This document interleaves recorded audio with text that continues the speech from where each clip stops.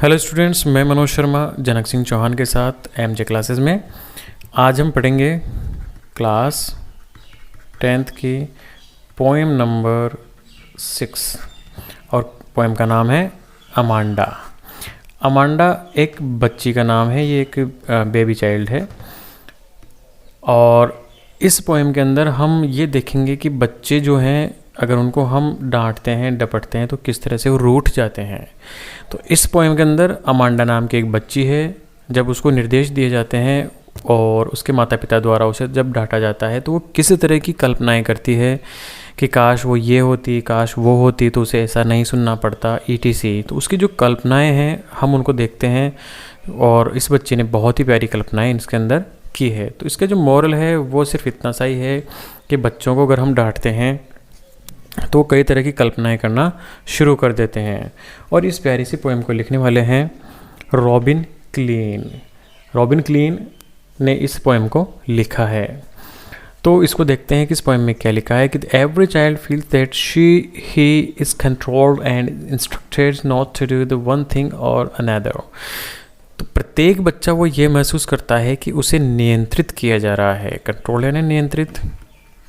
इस दुनिया का प्रत्येक बच्चा ये सोचता है कि उसे घर वाले नियंत्रित करते हैं।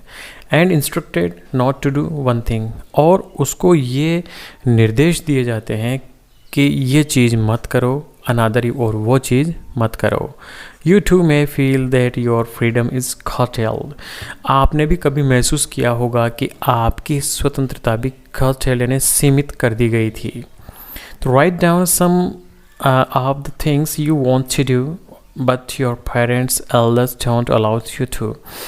तो आप भी अपनी लिखें, यानी अलग से आप ये चीज़ लिखें कि कौन सी ऐसी बातें थी जिनको आप करना चाहते थे लेकिन आपके माता पिता उन चीज़ों को अलाउ नहीं करते थे। तो to read the poem aloud for pairs, इसलिए इस पोएम्स को ज़ोर से पढ़ें। आगे की चीज़ कोई आवश्यकता नहीं है पढ़ने की। अब देखते हैं पहली line.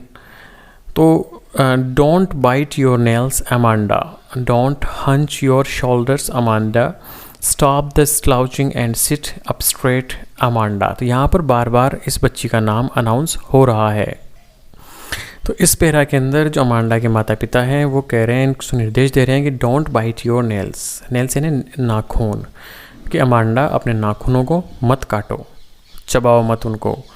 Don't hunch your shoulders, अपने कंधों को मत उचकाओ। हंच यानी उचकाना, तो अपने जो कंधे हैं उनको उचकाना बंद करो।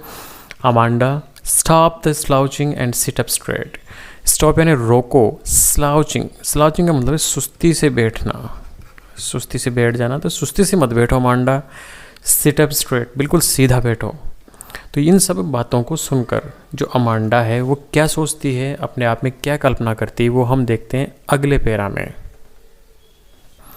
अब अमांडा सोचती है कि काश देयर इज़ लैंग्वेज, कि काश क्या होता, एक बड़ा सारा शिथिल, लैंग्वेज यानी शिथिल यानी चुपचाप आसानी से पड़ा हुआ, एमरल्ड सी, एमरल्ड होता है एक रत्न होता है जो इस तरह का होता है, तो ये हरे रंग का होता है। तो अमांडा सोच रही काश इसी रंग का, एमरल्ड यानी कि इस एमरल्ड के कलर का। तो यहाँ पर एमरल्ड का रंग हो गया हरा।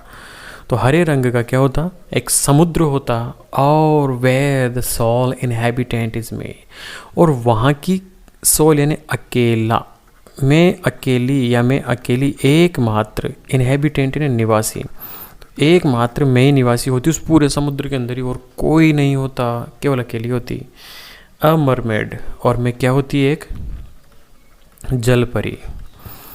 ड्रिफ्टिंग जो तैरती रहती, ब्लिसफुली यानी सुखपूर्वक, अर्थात कि अगर काश में एक जलपरी होती और एक समुद्र होता हरे रंग का, उसके अंदर में सुखपूर्वक स्वतंत्रता पूर्वक रहती।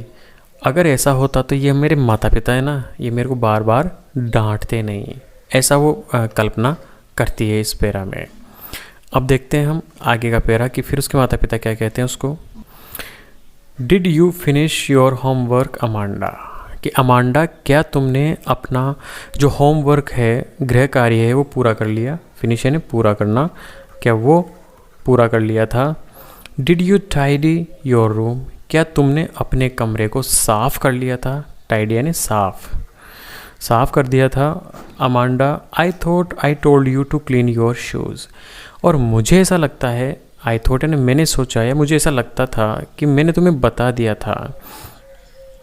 टू क्लीन योर शूज़, अपने जूते साफ़ करने के लिए भी तुम्हें कहा था अमांडा। तो क्या तुमने ये सारे कार्य कर लिए हैं? तो इन कार्यों के बारे में पूछने के लिए अब अमांडा फिर से एक नई कल्पना करती है। और वो कल्पना क्या है? आई एम एन ऑर्फन, कि काश में क्या होती, एक अनाथ। अनाथ का तात्पर्य जिसके माता पिता नहीं होते और दुनिया में कोई नहीं होता, उसको बोलते हैं हम अनाथ। तो काश में एक अनाथ होती। रोमिंग द स्ट्रीट, और गलियों में घूमती रहती। रोमिंग यानी घूमना, भटकना, भटकती रहती गलियों में। आई पैटर्न यानी निशान बनाना, तरीका बनाना, तो निशान बनाती रहती मैं। और सॉफ्ट डस्ट, जो गलियों की धूल है, सॉफ्ट यानी बहुत ही नरम, बहुत ही पतली जो धूल होती है, उसके ऊपर मैं अपने पैरों से निशान बनाती जाती। विद माई हर्स्ड बेयर फीट, मेरे नंगे पैर।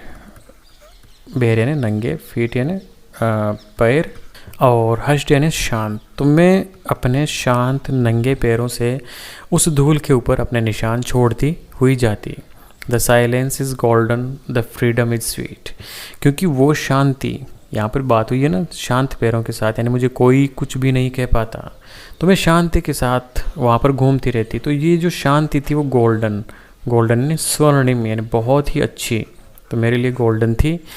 द फ्रीडम इज स्वीट, और वो जो स्वतंत्रता मुझे मिलती इस तरह ऑर्फन होने पर, वो बहुत ही प्यारी थी, या बहुत ही प्यारी होती। तो ये इस तरह की कल्पना ही अमांडा करती है। अब आगे उसके माता पिता या उसकी माँ उसको डांटती है कि don't eat the chocolate Amanda, कि अमांडा तुम चॉकलेट मत खाओ।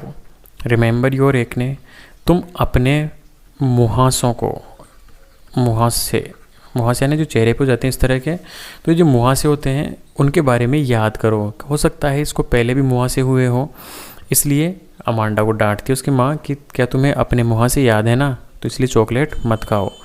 Will you please look at me when I am speaking to you, अब वो कह रही है कि कृपया मेरी तरफ देखो, जब मैं तुमसे बात कर रही हूँ तो मेरी तरफ देखो तो सही अमांडा। तो इसमें यहाँ पर हमें पता चल रहा है कि अमांडा नीची गर्दन करके बैठी है, वो कुछ बोल नहीं रही, वो सिर्फ सुन रही है और कल्पनाएं करती जा रही है। अब यहाँ पर एक बात आई, एक ने, यहाँ पर जो आई है एक ने वर्ड आया है, इससे हमें पता चलता है कि अमांडा की जो उम्र है वो 13 से 15 वर्ष के बीच में रही होगी, क्योंकि ये जो शब्द है एक ने यानी मुहासे, ये युवाओं में इस उम्र के अंदर, किशोरों में होते हैं। तो इसकी उम्र लगभग किशोर वय है और वो नीची गर्दन करके बैठी हुई है और उसकी मम्मी डांटती जा रही है। तो अब हम देखते हैं कि वो आगे कल्पना क्या करती है। तो वो कल्पना करती है कि आई एम रेपुंजल, कि काश मैं एक रेपुंजल होती, या जैसे कि मैं रेपुंजल हूँ। अब ये जो रेपुंजल वर्ड आया है ये एक माइथोलॉजिकल स्टोरी है, कहानी है। इस कहानी में होता क्या है कि रेपुंजल नाम की एक लड़की होती है जिसको एक चुड़ैल उठा लाती है और उसे एक बहुत बड़ी मीनार के अंदर ले जाकर कैद कर देती है। तो बच्ची जब बड़ी होती है तो केवल मीनारों को ही देखती रहती है। और इसकी ख़ास बात ये होती है कि इस लड़की के जो ये एक महारानी राजकुमारी होती है, तो इसके जो बाल हैं वो इतने ज़्यादा बड़े होते हैं, इतने बड़े होते हैं कि वो उस मीनार के ऊपर से लेकर नीचे तक ज़मीन के अड़ जाते हैं। तो रेपुंजल क्या करती है कि उस मीनार में रहती है और जब इसको नीचे उतरना होता है तो उस बालों के सहारे ये नीचे उतर जाती है और वापस उन्हीं बालों के सहारे से ऊपर चढ़ती है। वहाँ पर कोई मिलता नहीं और ये पूर्ण तो यह स्वतंत्र होती है। लेकिन एक बार इससे एक गलती हो जाती है कि ये जो बाल जब नीचे लटकाती है उतरने के लिए, तो ये ऊपर चढ़कर बालों को समेटना भूल जाती है। उसी दिन एक राजकुमार आता है और वो शिकार करता हुआ उस बालों को देखता है, मीनार को देख लेता है, तो उन बालों के सहारे वो भी ऊपर चढ़ जाता है। जब उसे पता चलता है कि यहाँ पर राजकुमारी है तो वो उससे लेकर अपने महल में चला जाता है। तो यहाँ पर जो रेपुंजल की ये कल्पना कर रही है अमांडा, वो कह रही है कि I have not a care, कि मैं किसी प्रकार की कोई परवाह नहीं करती फिर रेपुंजल की तरह। Life in a tower is tranquil and rare, क्योंकि टावर यानी मीनार के अंदर जो ज़िंदगी है वो क्या है, ट्रैंक्विल यानी शांत, बिल्कुल शांत है, एंड रेयर और दुर्लभ है, यानी ये ऐसी ज़िंदगी किसी को नहीं मिल सकती। केवल जो बहुत ज़्यादा भाग्यशाली होते हैं उन्हीं को जैसी ज़िंदगी मिल सकती है। I'll certainly never let down my bright hair, लेकिन मैं वो गलती कभी नहीं करती जो रेपुंजल ने की। इसने कहा कि मैं निश्चित रूप से कभी भी अपने चमकीले बालों को कभी नीचे नहीं गिरने देती, और मैं ऐसी गलती कभी नहीं करती। अब उसकी माँ फिर से बोल रही है कि stop the sulking at once Amanda, you are always so moody Amanda, कि एक काम करो, इस तरह से रूठना बंद करो। सल्किंग यानी रूठना, तो इस तरह रूठना बंद करो। Amanda, you are always so moody, तुम हमेशा ही इतनी मूडी रही हो, इतनी तुनक मिजाज, क्यों कहते हैं चिड़चिड़ा या तुनक मिजाज रही हो अमांडा हमेशा से ही, कि anyone would think that I nagged at you, कि तुम्हें देखकर कोई भी ये कह सकता है कि मैं तुम्हें हमेशा डांटती रहती हूँ या तुम्हें हमेशा शिकायत करती रहती हूँ तुम्हारी। तो इस तरह से जो ये पोएम है पूरी तरह ख़त्म होती है। इसके पोएट हैं रॉबिन क्लीन। जय हिंद, जय भारत।